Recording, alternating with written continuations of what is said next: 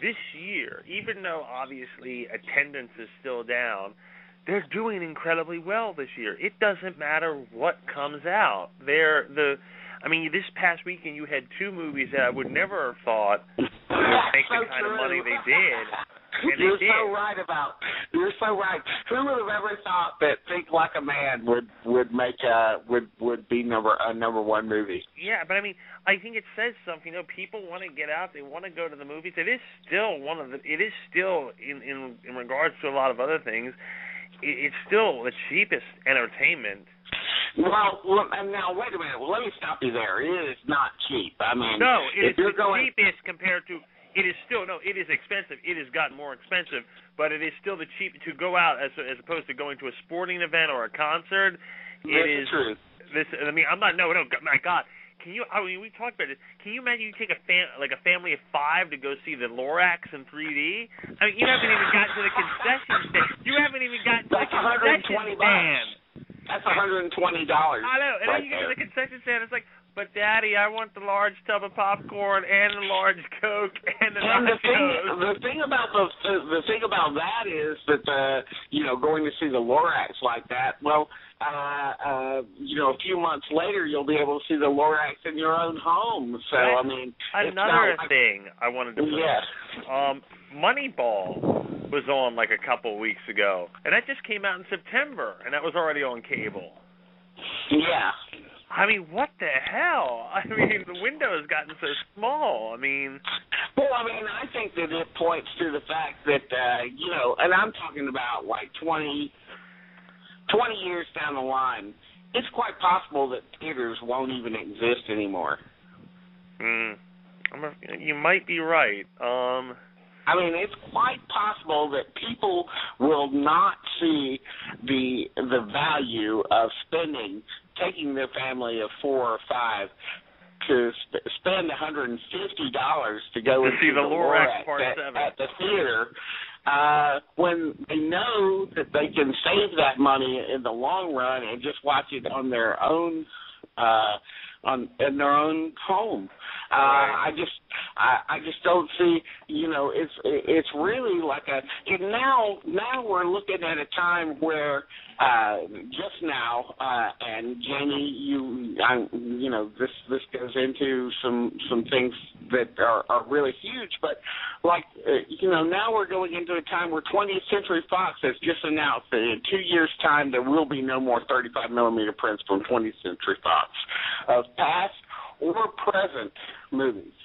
Wow. Well, I want to talk about that, but let me let's talk about that. Let's talk about that. Let me finish this thought real quick. They say that The Dark Knight Rises is about the class warfare struggle, because if you remember the political undertones from the last one. Right.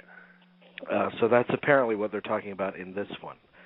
Now, there is the talk about film dying, which it is.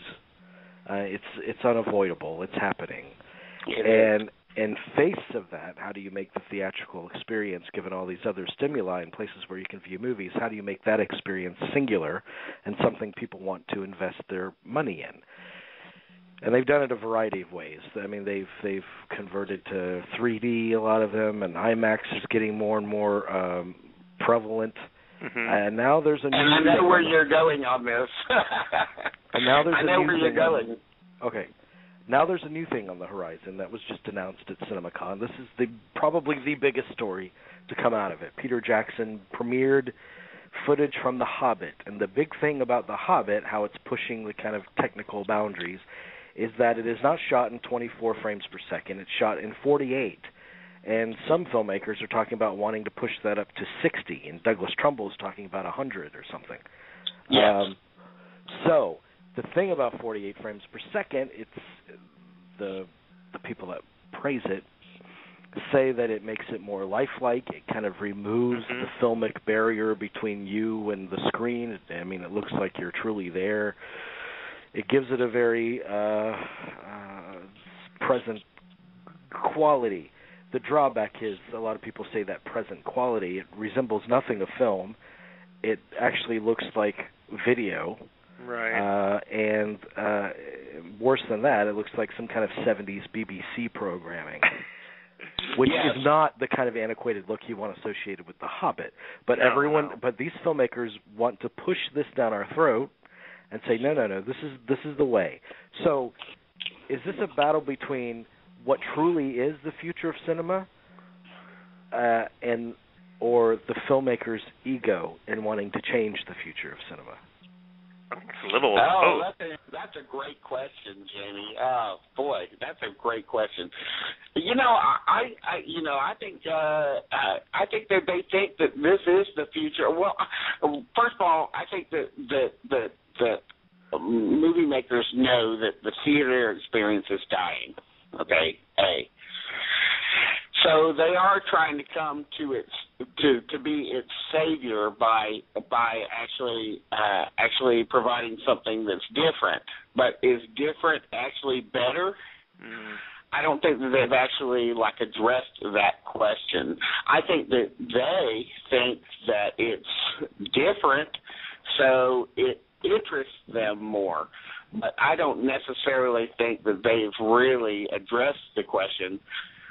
I'm talking about the filmmakers themselves, like Peter Jackson and James Cameron and so forth. I don't think they've really addressed the question as to whether it's really better or not. I think that I feel like they're scrambling. Well, here's some of the negative reaction. Some of the critics people that were there that were overheard. Saw 10 minutes of raw footage from The Hobbit. Intriguing. The footage looks amazing, but the frame rate is an odd change. Not a fan. It did not look cinematic. Everyone's kind of unsure about the frame rate. And then Jeffrey Wells at Hollywood Elsewhere writes a long report where he talks about, make no doubt, this is the future. And this is absolutely how young people will want to see every single movie after they see The Hobbit in 48 frames per second. Oh, God. The look of, this is like a major title change. It is. It's huge. It is. Because we're dealing with the different kind of levels of distribution. We've been dealing with that for a while. We dealt with the advent, the return of 3D and its presence now in, all the big blockbusters out there, or wannabe blockbusters. Now we're dealing with the fact that not only will we have film anymore, and we won't have film anymore. That's a guarantee. But film won't look like film anymore. There won't be that thing of that sort of hazy kind of separation between the real world and the film world anymore. Those are both good points. Yeah. There'll be that sense that it's what we're looking at looks like video. It looks like an episode of All in the Family or whatever, or a sporting event or whatever. The guy on CinemaCon said the change from 24 frames per second to 48 frames per second is huge. Completely changes what every image looks like. The movements, the tone, everything is different. It looks like a made-for-television BBC movie. It looks like when you turn on your LCD, and I'm reading here, it looks like when you turn on your LCD television to the 120 hertz up conversion setting. It looks uncompromisingly real, so much so that it looks fake. Well, look, a lot of the theaters got hit with this 3D thing, but more than that, they got hit with this digital thing. They said everybody needs to convert to digital. And so a lot of money has been spent to do that, and the studios have helped out in that cost somewhat, but that's going to stop. And all the smaller theaters, all the independent theaters, all the theaters that can't afford this technology will go out of business. They'll be gone. They won't have any choice. Art house thing? Art house theaters? Yeah, art house, small theaters in smaller towns. Independent theaters, what about Landmark? Theaters. Yeah. Well, they won't have any option but to go out of business because they won't be able to get prints. I hope there'll be more on-demand choices then. That's all I have to say.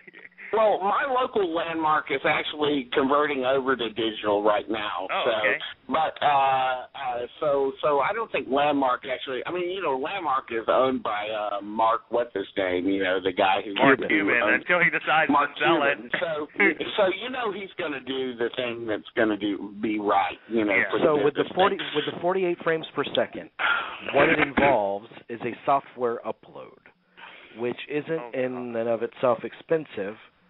But it's more cost prohibitive if you haven't even invested in digital yet. I mean it's yet another hurdle. It's a big, because remember the whole thing got back at the turn of the century because Lucas wanted all the theaters to have the digital projection, in time for the Star Wars movies, and they were very far behind on that. And now you have the thing with 3D. But 3D, at least every theater, even like really theaters you wouldn't think every theater can show 3D now. And even theaters that have at least one IMAX screen, if you notice. I mean, that's becoming the fake IMAX, I mean, and here's the thing. We talked about this, I think, the last show or 2 shows ago. I don't think by December theaters are going to be ready for this thing with the Hobbit. I think if that's what he's trying to do, they might want to, push that back. He's pulling a James Cameron. He's pulling a big James Cameron. Because he says, look, you want the big movie, you gotta spend the money on the equipment to play it. Okay, Tony Farinell is on the phone, so we haven't taken a listener call in a while. So, Tony. Cool. Hey, how's it going, guys? Hey, what's up? Hey, Tony. Hey, Tony. I had a question for you guys. I've worked before at a video store in Blockbuster, and we've seen how all the Blockbusters and all the Hollywood videos are sort of going by the wayside. Do you ever see in the future a situation where movie theaters will have the same fate as a video store? Oh yeah, unfortunately. I do. I feel like they're on the extinction list right now. I don't feel like they are. I think that there'll always be movie theaters for the big event tent poles, and I don't think you'll see the studio spend $300 million on a movie and release it on demand. You can't. No, you couldn't. You would never make your money back. And the $300 million movies are what keep theaters standing. And you need. You would make your money back if there were no theaters to go and see the movies. I don't know. Yeah, but you're talking about a family of 4 sitting down and spending $9.99 for your movie instead of $50. I agree that sounds ridiculous and it doesn't sound like a great business move, but when it opens up the movie to so many other people who can't afford to go to the movies now, maybe that back end kind of thing will actually take up the slack. How high? What about in terms of prices, do you guys see the prices going higher and higher with the movie tickets? Do you think people are still going to pay the prices? Well, yeah. They will go higher, and that'll make the trip out to the movies even more like daunting for a family of 4. They will go higher. They'll go up to. Have they ever gone we lower? see this Let now. me ask you that. Go ahead, Jerry. What? Ever gone lower? You say nothing in my lifetime has ever gone lower, whether it would be comic books or whatever. Everything always goes higher. True. Nothing gets cheaper.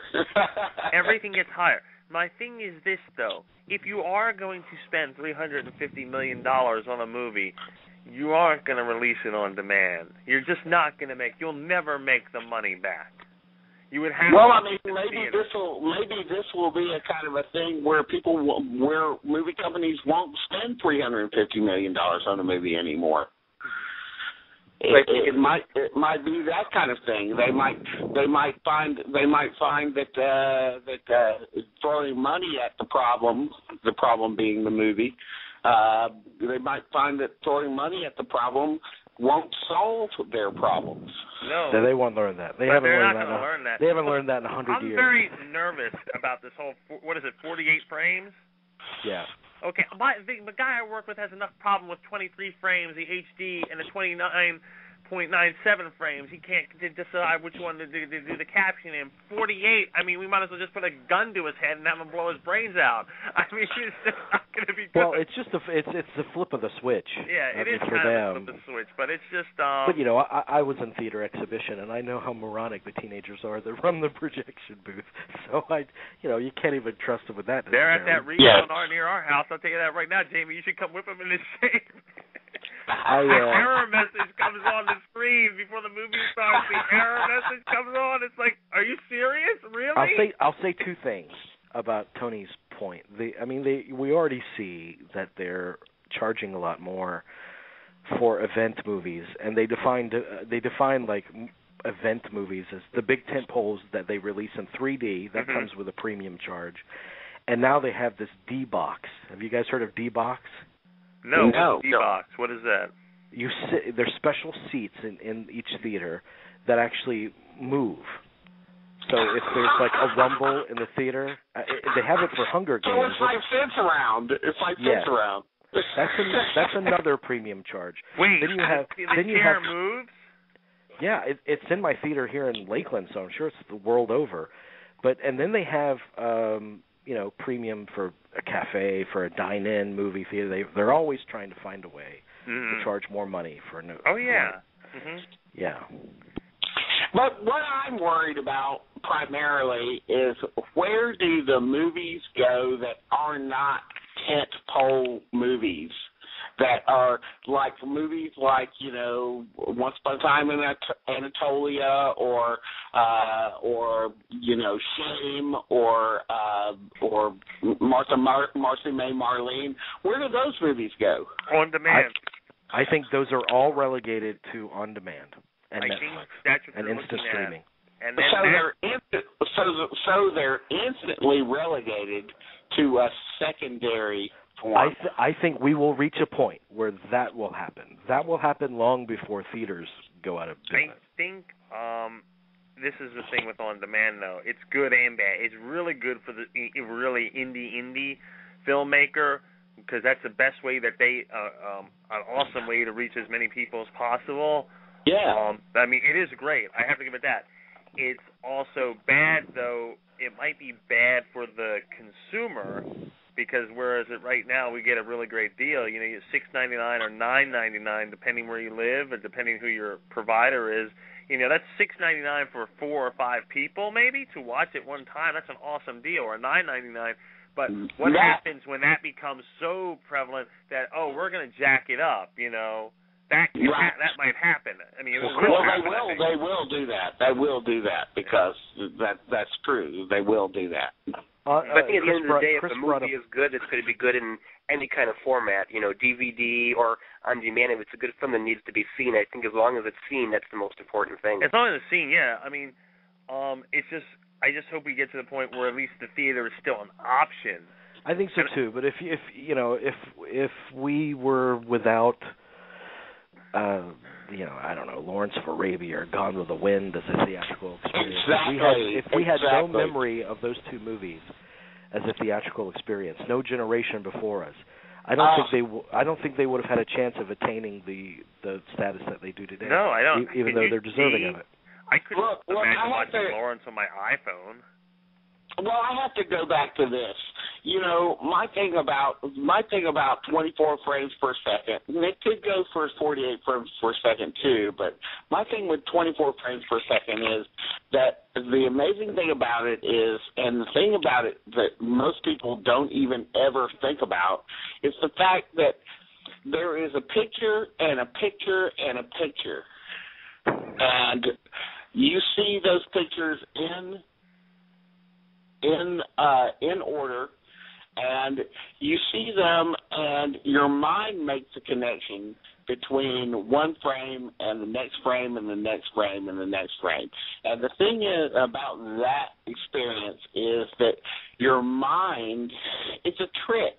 Your mind is actually more engaged watching a picture and a picture and a picture strung together then it's more engaged than it is when you're sitting home watching it at home on video. I'll agree with that point. But a couple of months ago, when you made that point, you said that it's how you see things, which is not true. Actually, how you see things is more akin to 48 or 60 frames per second. It's how we see movies. Right. Movies. It's how we see movies.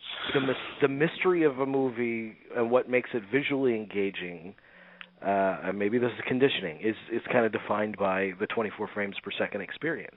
But they want to change that. They want to kind of restructure that experience. And they're only doing it because the market for it has forced them into it. They're only doing it. They're not doing it because this is what movies require. Right. No. They're doing it only because this is what the market has forced them into doing. Well, prior to 1920, whatever it was, they didn't think movies required sound. So right. Which they don't. I wish some of them didn't have it. They don't require it, but I mean, they're only doing it because this is the only way they can save their fucking bacon.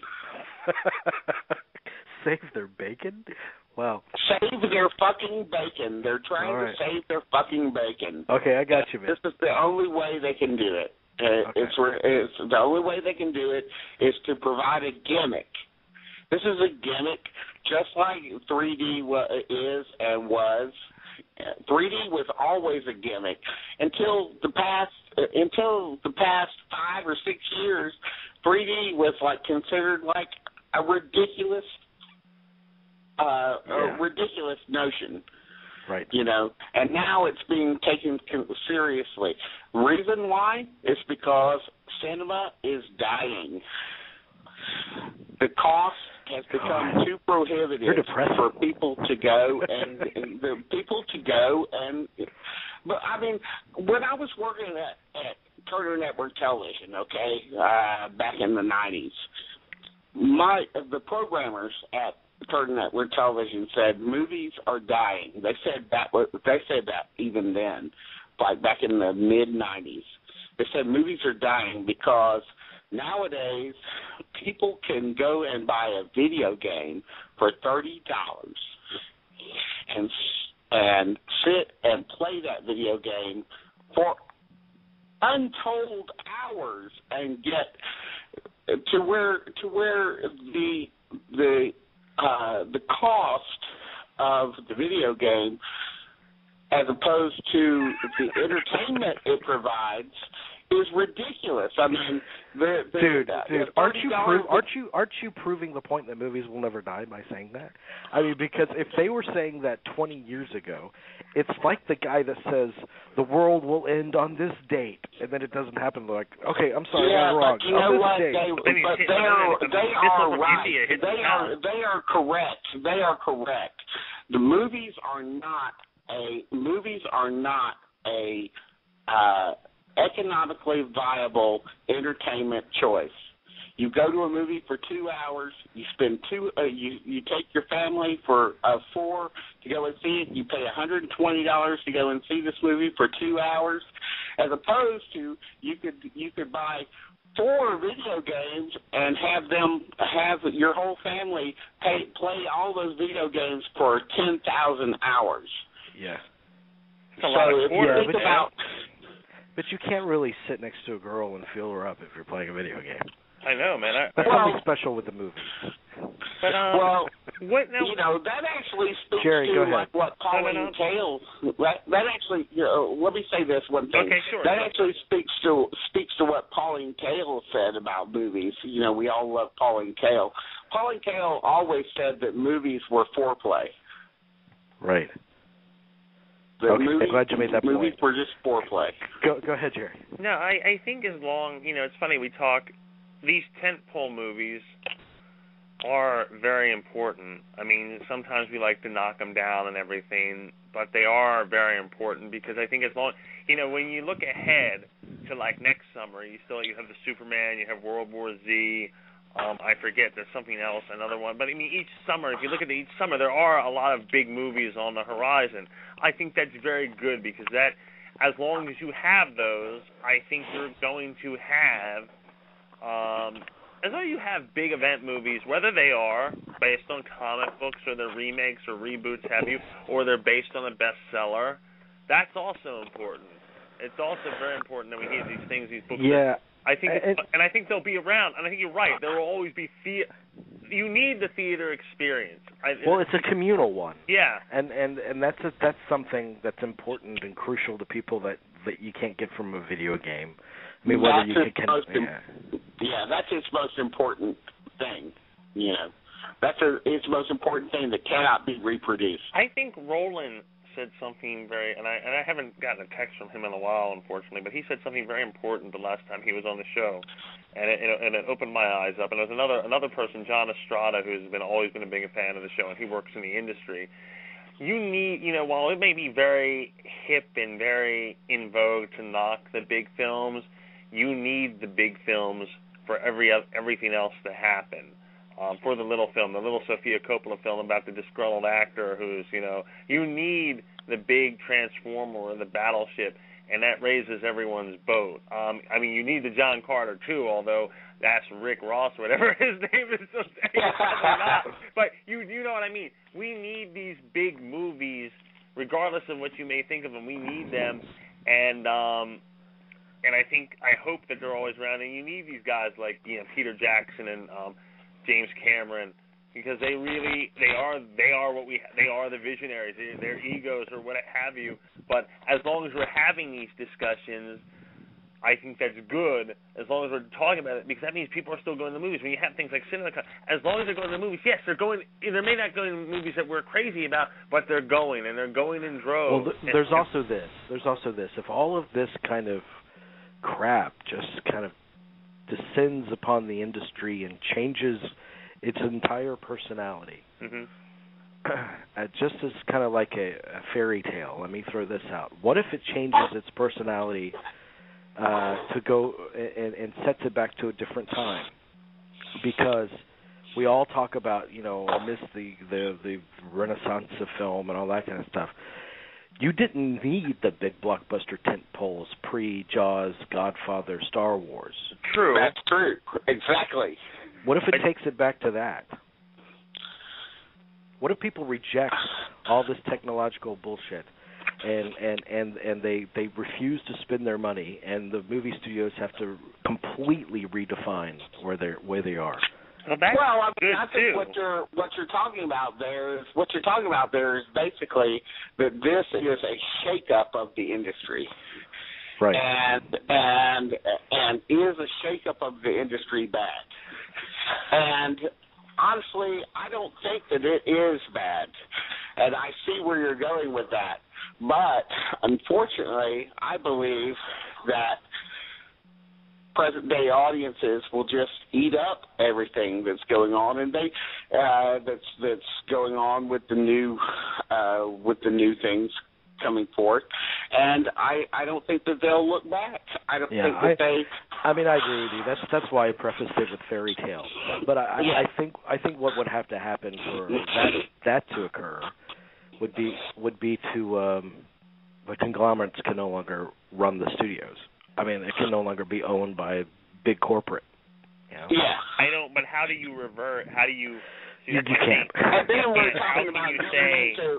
we're talking about getting into crazy corporate laws and stuff like that. That's insanity. I mean, What I worry about, and it's the same thing. It goes on. The movie industry is when you get the music industry, and every year it's like CDs will become non-existent. Which I still buy CDs. I like CDs, but they're becoming. It's going to be very. You can't go to independent record stores. You can still find, but you go to Best Buy. Your choice to buy music is severely limited. There is no. Oh yeah. Yeah, they're getting rid of it. I mean, if you're looking for something from like 5 years ago, even from a relatively well-known, forget it. I mean, just go to Amazon. Well, to tell you what kind of trouble the music industry. What I worry about though is you say that let's say that the audiences do reject it. This is one drawback to that, though. They might just say, "Oh, we're going to just get everything and download everything illegally." Yeah, but to tell you how bad the music industry is now, Lionel Richie has had the number one album for the past 2 weeks. That's how rough it is out there. Really? I had no idea. Say you, say me, man. But it's not too bad for him. He's dancing on the ceiling. Yes, he is. Anyway, yeah, I mean illegal piracy is a major problem, and it's a major problem, and that's another thing that I guess in the light of the peer-to-peer, like things like Kazaa and Morpheus, all those sites and everything. But my thing is that the generation younger than us does not. I know this just because I worked with many people over the years. They don't pay for anything. They don't pay for their movies. They don't pay for their music. It is just they go to the a torrent site and they just download it and that's it. There's a whole generation. I'm not saying a whole. I shouldn't say a whole, but there's a whole part of society that's never going to pay for anything if they don't have to. Yeah. God bless them. Yeah. And that hurts everybody. I think everybody. There's always going to be cheapskates. Yeah, there's always going to be cheapskates, but it's become prevalent. It does. Well, it does hurt everybody, but then we get into a bigger discussion here. We get into a bigger discussion of why do we need to pay so much to be entertained? I mean, it wasn't always like this. Why do we need to be paid? Why does this need to be this way? I mean, this is all about greed. It is basically all about greed. And, I would love to be in a position where I could go and see all the movies that I want to go and see, which would be just about every one of them. I hear you, man. Really, I would love to be in a position where I could do that. And, by the way, you and I and Jamie, we all tub thump here for the industry for free. We do this for free. Right, okay? Oh, yeah. Mm-hmm. Oh, yeah. I'm not for free. We're tub thumping for the industry for free. Right. Now, we're not getting paid anything, okay? But where is our reward, or where is the reward for people who love movies, who just want to go see everything that's supposed to be good, but they can't afford $10, $13 for a ticket to go and see a 2-hour movie that they could go home and go and watch it via the torrent sites. I mean, I'll be quite honest on this show, and I don't give a shit who has any problem with it. You can go fuck yourselves. Because oh my God, Dean used the F word. Well, 5 times tonight. I watch movies on torrent websites. I watch them because I cannot go and pay for these movies. And the reason I do it is because this is personal here. I am here to tell people, we all are here to tell people what the good movies are. And you can go and watch them any way that you want to watch them. But we're really here to express our love for movies, and I agree with that. Yeah, I mean, but we don't get, it's very. I don't want to we do this for free. We do it because we love it. We do it also, as we've said before. I think Jamie and I have said before on the show, actually, where you interviewed us last year, that we would hope it would lead, and we hope one day it will lead to something. But we're just more profitable. But we do this because we do love it. I think that from the three of us, also, we have to include Chris and Aaron in that too. I think all 5 of us, definitely over the last 5 years, definitely we love this. We do care about it, different aspects. I mean, we wouldn't be doing this. I hope we wouldn't be doing this. No one has a gun to our head. I mean, I do, but I hope none of you do. I mean, I have these 2 midgets behind me who have a gun to my head making me do this. But no, you know, I understand, and look, you know, Chris had the best thing a couple of years ago, where he said, you know, sometimes you have to watch these things illegally. It's something like something like the Hurt Locker never opened up, I think, near you guys, right, Jamie? Exactly. And he said we had to. That was the only way we could watch it, and I understood that perfectly. That made perfect sense to me. I completely understood that. Yeah, I mean, and then when you're getting into even more obscure things, which, I mean, like, where is the new John Cassavetes in this whole thing? You know, like, oh, he's dead. Well, I mean, the new John Cassavetes. I'm talking about the new. I don't mean to point out the obvious, but we're not going to see any new films from him in a while. I said the word new. Where is the new John Cassavetes fall in this whole new filmic world that we're talking about here? I mean, where are the obscure French films? Where are the obscure Turkish films? Where are the obscure? I mean, they're out don't there. Get They're just to be, obscure.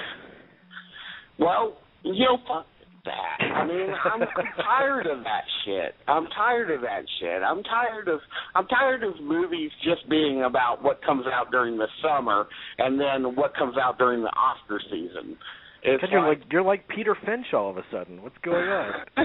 Well, I'm just being quite honest about this. I mean, this whole thing about this 48 frames per second thing and then the 3D thing on top of it and everything has really made me afraid for the future of cinema. I mean, and afraid for not just the future. I think cinema will survive, no question. There will always be movie theaters. There will always be movie theaters, and we'll always want to go and take a look at movies with. So now you do think there'll always be movie theaters? But there'll be movie theaters that are only showing 6 movies. Well, that's fine. I mean, I preferred that over a movie theater where all 6 movies were one movie. Yeah, that's true. But oh god.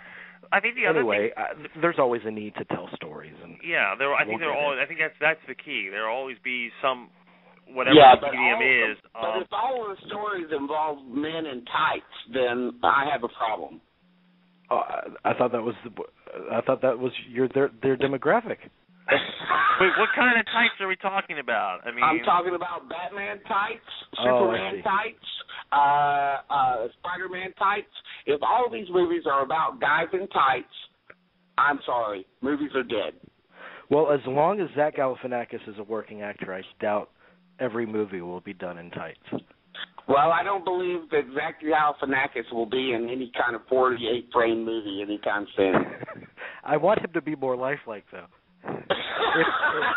If only Al Gore's campaign could have been shot in 48 frames per second, that would have been great. And by the way, do we really want to see 48 frames per second? Do we really want to see every pore and fucking Ian McKellen's face? Well, I don't know. I don't know about that, but I know that HD. One of the things was about HD when it first. Was that for some actresses, because of, especially in the adult film business where there's a lot of plastic surgery and everything, it would show like every scar. You see that on TV. Yeah. I mean, the HD TV is like merciless, man. Oh, dude, it's brutal. Especially the makeup. But let me ask you this, Dean. Is it really? I don't think they're all. Obviously, we go through phases where comic book movies are on, they're like anything else, ebb and flow, up and down.